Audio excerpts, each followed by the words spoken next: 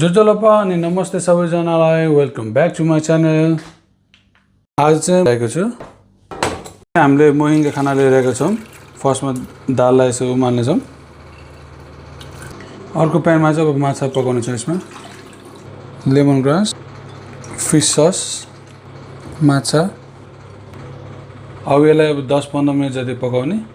The time of 13 minutes. यो पानी मन तातो पानीमा यसरी भिजाएर राख्ने छु मैले। अब अर्को प्यानमा चाहिँ चामल भुट्ने।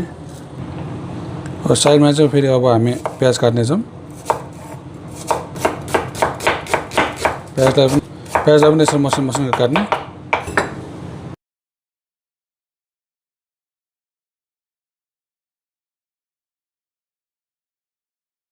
यतिको भुटिसकेपछि अब हामी यसलाई पिस्नेछौँ।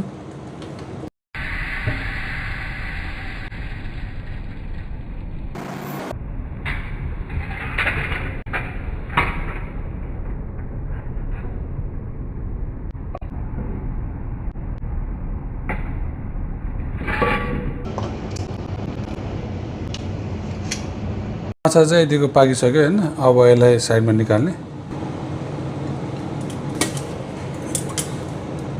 नफान होला, पछि हामी फेरि युज गर्नेछौँ। यसलाई मजाले यसरी पिस्ने। यो चाहिँ त मलाई हेल्प गर्दैछ। अब म चाहिँ यसको माछाको मासु निकाल्नेछु काँडाहरू फालेर। यति भएपछि हाम्रो पिठो रेडी भएको छ। माछालाई पनि मैले यतिको मासु छुटाएँ।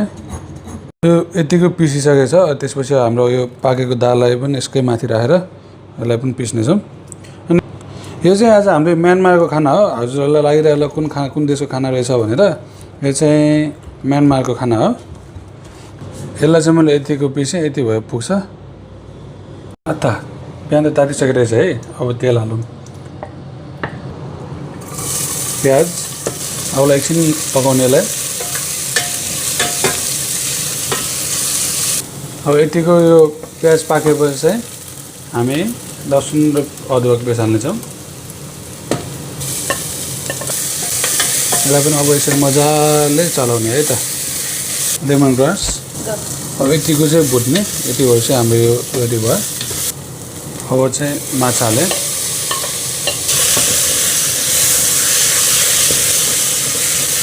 हामीले माछा उम्लेको पानी नै युज गर्नेछौँ। यो हाल्नेछौँ।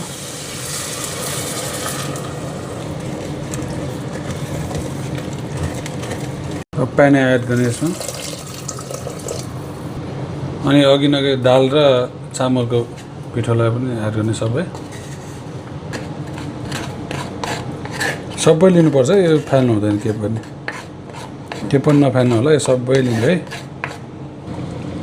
मजाले मिक्स गर्ने।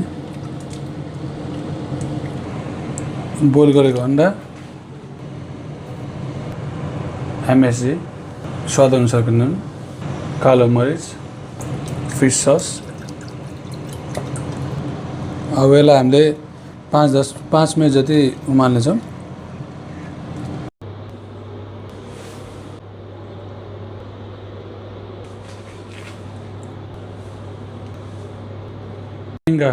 मोहिंगा कुन देशको खाना हो यो? यो चाहिँ म्यानमारको खाना हो। That's delicious.